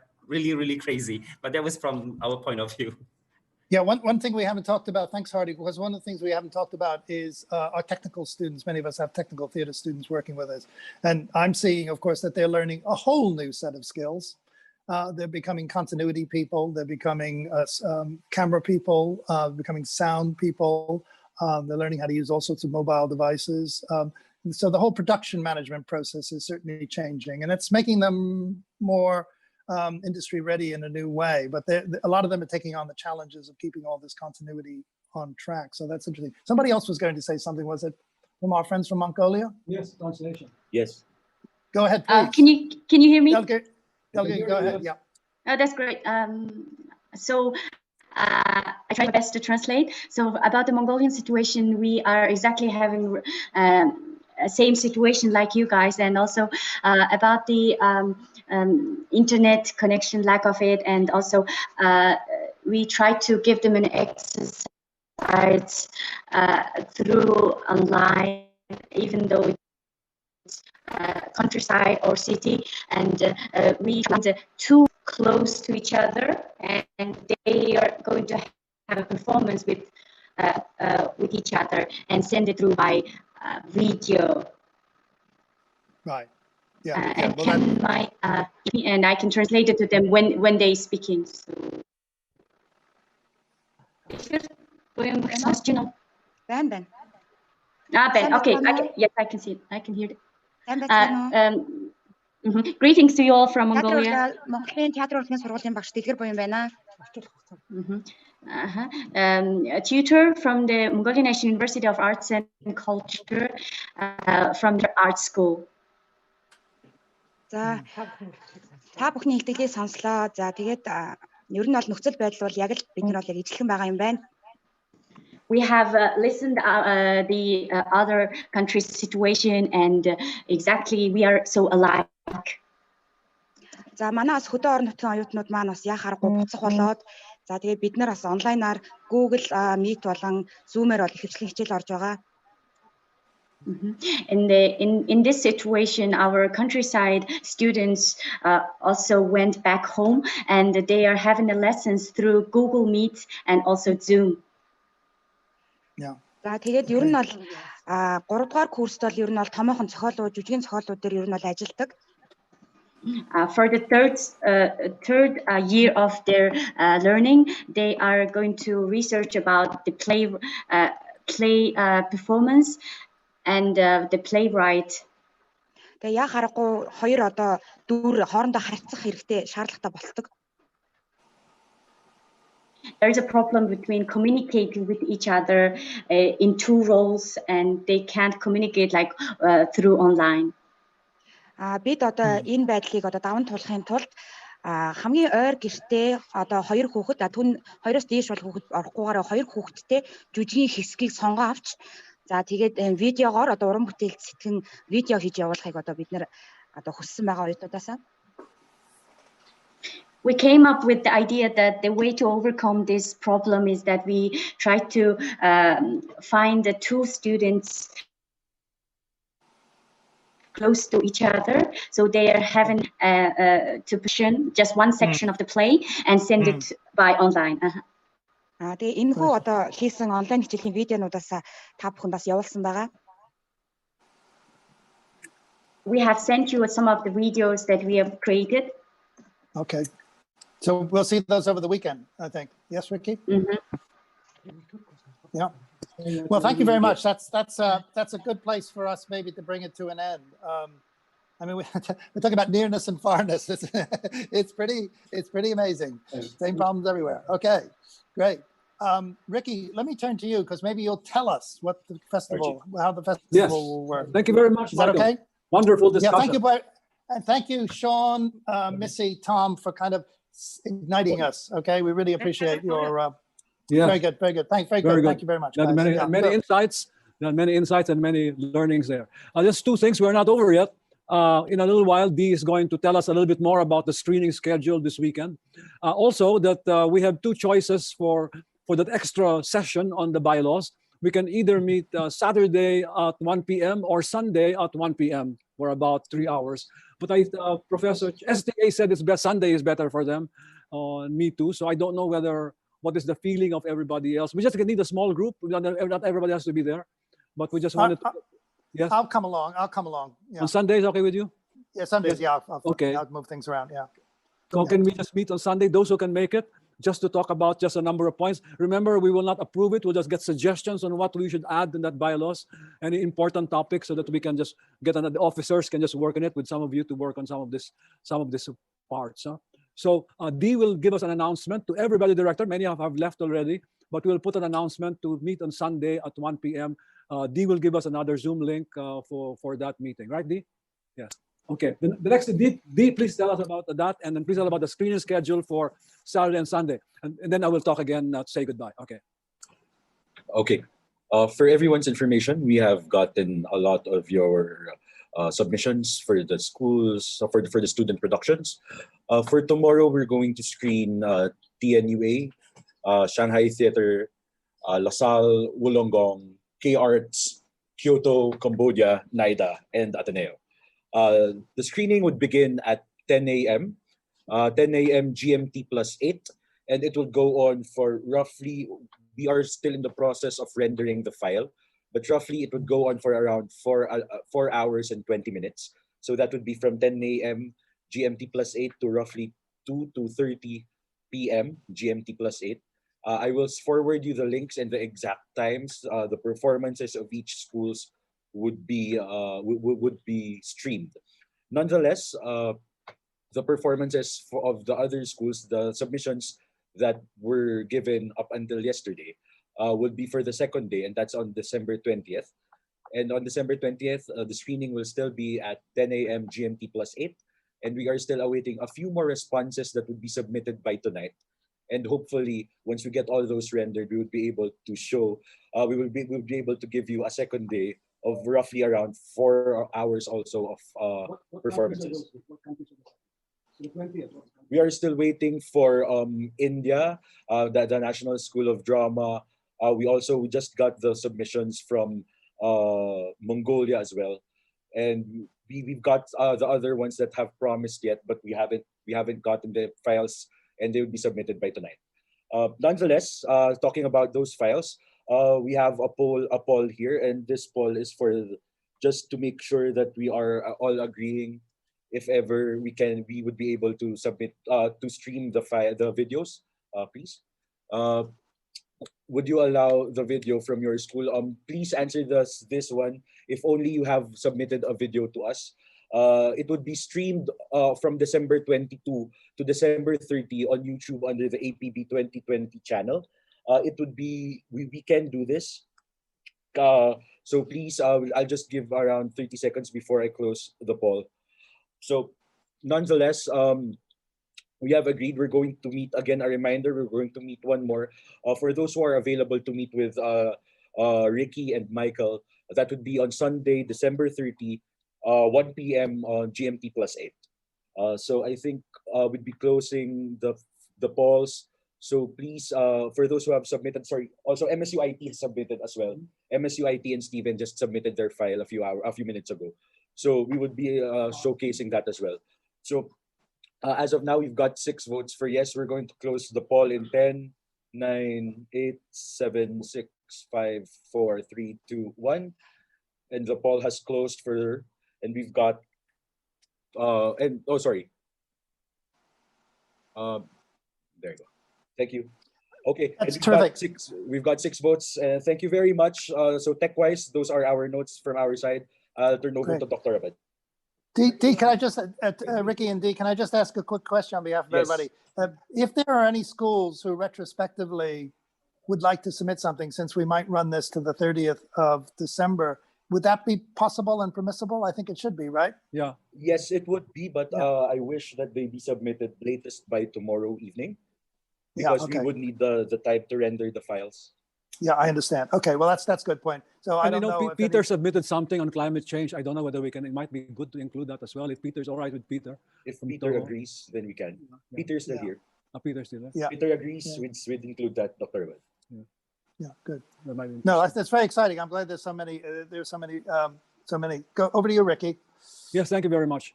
Well, we are going to end the synchronous session now, and then we will go to the asynchronous part of our meetings on this Saturday and Sunday, and then on to the 30th for the shows. And this is a good opportunity for us to invite the students of our schools and the faculty to see what we are doing here and what the students have done. I've seen some of the videos, and they're really fantastic ways to learn, particularly the early ones that came, and I'm really looking forward to seeing the others as well. Thank you very much for your participation. I know that when the pandemic struck, I wasn't so quite sure how we were going to handle this meeting.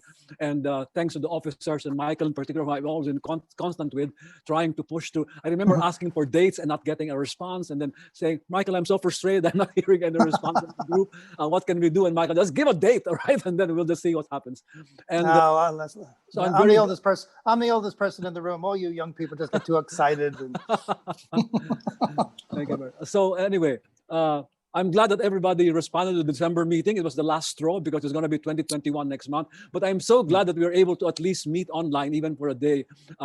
It's good for the association to meet even at this stage. So that next year, we don't know what the plans are. So what we're going to do next year is wait until the situation improves. And again, I will go back to Easy Padang Panjang, who unfortunately is not here, to ask them whether they're still willing to host. If not, we'll look for another host, or if not, another online meeting, if it's that's possible that's the next year. And this time we have our experience from this meeting to even make it better, an online meeting next time. Okay, so in the meantime, again, thank you very much. We will continue I will meet the other group on Sunday, and in the meantime, in the school, there'll be a chat area in YouTube. So please encourage people to chat and make comments and congratulate and give your remarks so that everybody feels that they're a part of this whole thing. Very good. And that's it. So thank you very much, John and everybody. I see you on the screen, and Mike, thank you Michael, thank you very much for everything. And I will see you again in the next Ricky, yes. Picture. Oh yeah, again a picture. Yes, a picture. A picture. Yes. D, can we just get all of us there again? Turn on your screens, everybody. Turn on your screens. Turn on your cameras, please, everybody. Let's take one last video. One last picture. Yeah. Okay. All right. All right. And smile in 3, 2, 1. One more. 3, 2, 1. Smile. Okay, we'll be sending the files to you as well as the screenshots throughout the day. Okay, I'll see you in the streaming video. All your introductions. Thank you very much for coming. Bye. Thanks. Miss you. Bye-bye. Nice to meet you. Thank you. Bye-bye. Thanks. Bye. Thank you. Bye-bye. Bye-bye, John. Bye. Thanks, everybody. Yes. Hey. Bye, Muktul. Bye-bye. Muktul, hi. Bye, Muktul. Goodbye. Bye.